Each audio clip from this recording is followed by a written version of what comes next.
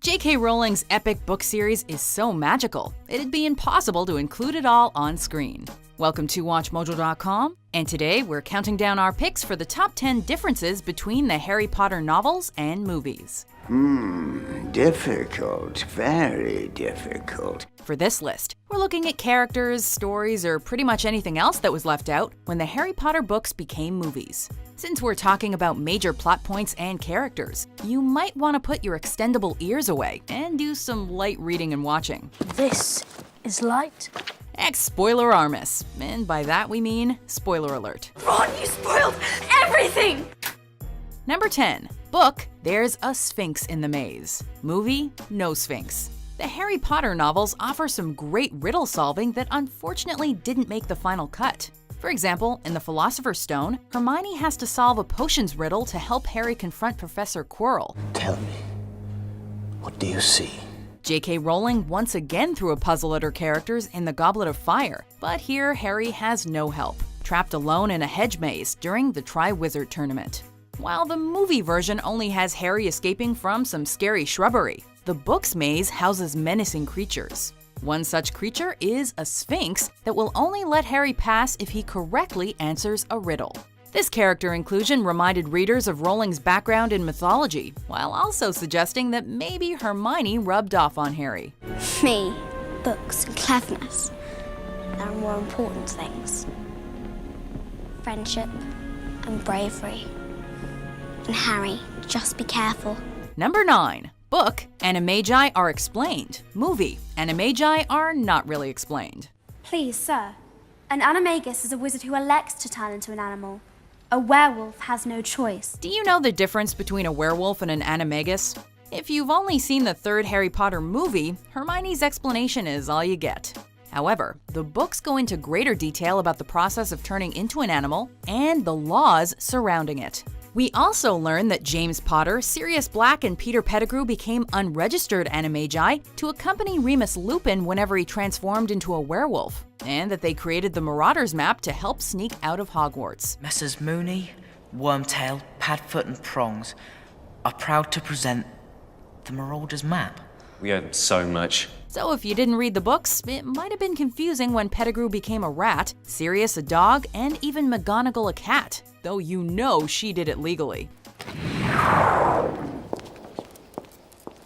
That was bloody brilliant. Oh, thank you for that assessment, Mr. Weasley. Understanding what an animagus is even gives significance to the Potter family's patronuses, since James became a stag. No, my Patronus is a stag.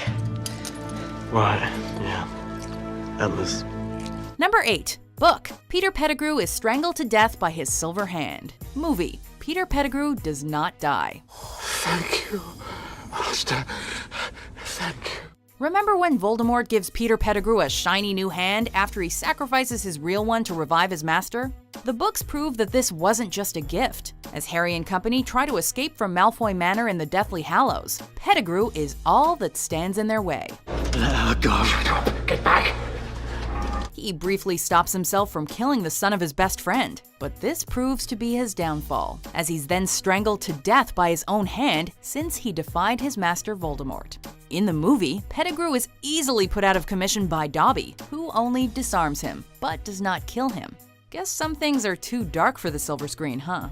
Who gets his wand? Number 7. Book, Harry replaces the Elder Wand in Dumbledore's tomb. Movie, Harry breaks the Elder Wand and throws it away. He killed a wizard with whom he had once quarreled. Drunk with the power that the Elder Wand had given him, he bragged of his invincibility. Here's a moment that made all Potter fans gasp. In both the book and the film, Harry is revealed as the Elder Wand's true master after he disarms its previous master, Draco Malfoy. It's what he does with it in the movie that irks Potterheads to this day. After the Battle of Hogwarts in the final film, Harry does what probably no one with an all-powerful wand would do. He snaps it in two and throws it off a bridge. In the book, however, Harry uses it to fix his own wand, which he always preferred, then returns it to Dumbledore's grave so that when Harry finally dies, the wand will have no allegiance to anyone else. Well, that makes more sense. She thinks you're the chosen one. But I am the chosen one. Okay, sorry. Kidding. Number 6. Book, House elves are mistreated, but play vital roles. Movie. House elves are mostly unimportant, unseen. Why do you wear that thing, Dobby? This, sir, 'tis a mark of the house elves' enslavement. Harry Potter deals with many issues, but one that's glossed over in the movies is the mistreatment of house elves. We do see Dobby as a slave to the Malfoys, I'll deal with you later. but he has much more purpose than the movies let on.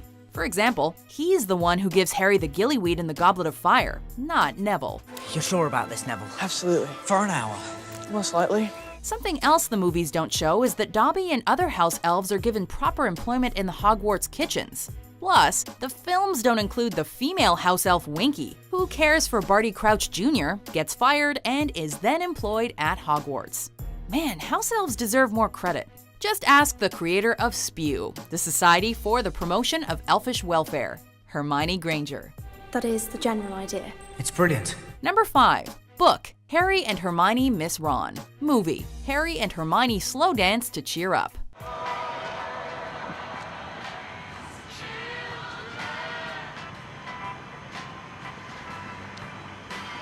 When Harry, Ron, and Hermione search for the Deathly Hallows, their relationship slowly becomes strained. Ron in particular is affected, as he has to wear the Horcrux locket, which forces his most negative feelings to surface. You think I don't know how this feels? Oh, you don't know how it feels! Your parents are dead! You have no family! Stop! Stop! Ron soon can't deal with it and leaves his two friends alone. In The Deathly Hallows Part 1, Harry and Hermione are wallowing in despair while listening to the radio when a soothing song pops on. The two then begin to dance with each other, sharing a brief moment of cheerfulness they hadn't felt for quite some time. But as the song finishes, it's back to reality. This scene doesn't appear at all in the books, but is a nice moment between friends. Number 4. Book. Voldemort dies like a human. Movie. Voldemort dies like a supernatural creature. In both the books and the movies, Harry and Voldemort are having their final duel, and their wands connect as they done in the Goblet of Fire. Voldemort uses the Elder Wand, even though it doesn't have allegiance to him, but doesn't realize that he's actually fighting its real master. The Elder Wand refuses to harm Harry, and rebounds Voldemort's killing curse back towards him. The book does not afford Voldemort the grandiose death he wanted. Instead, he dies like a human, in a purposefully anticlimactic way. In the movie, however, Voldemort just sort of breaks apart and fades away, which is visually stunning, but doesn't have that same finality, and affords him more power than he deserves.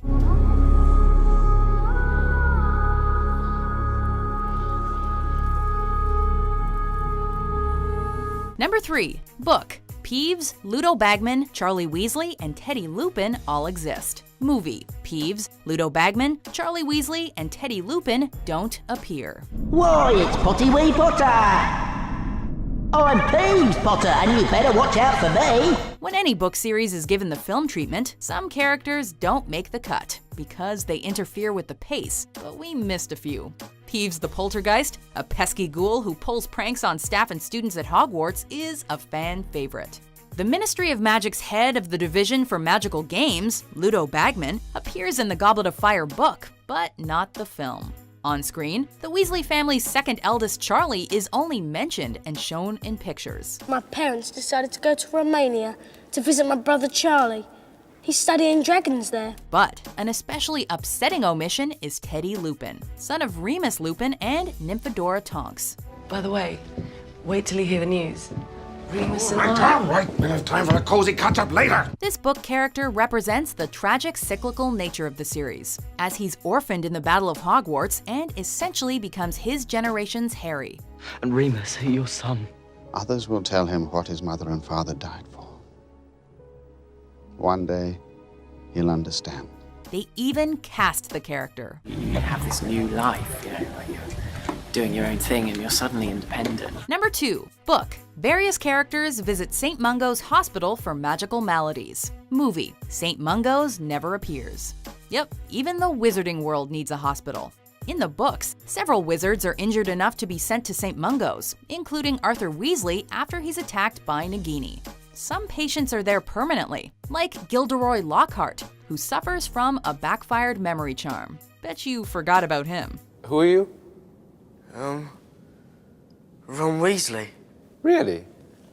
And, who am I? Other long-term residents are Neville's parents, who were tortured into insanity with the Cruciatus Curse by Voldemort's minions. Neville's parents.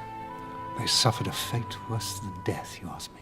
This scene not only shows the terrible effects of the First Wizarding War, it also fleshes out Neville's tragic backstory, highlighting the fact that the Longbottoms' history of defying the Dark Lord may have made Neville the chosen one instead of Harry. But it may have just been too hard to watch when the Longbottoms don't recognize their own son. I'm quite proud to be their son. Before we unveil our number one pick, here are some honorable mentions. Ah, there you are, Harry. Hermione and Ron are already at my death day party.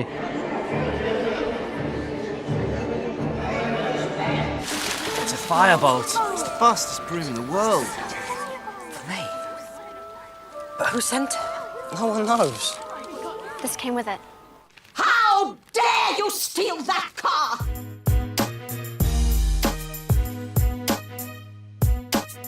Number 1. Book. Half-Blood Tom Riddle was conceived thanks to a love potion. Movie. Voldemort's parentage is largely glossed over.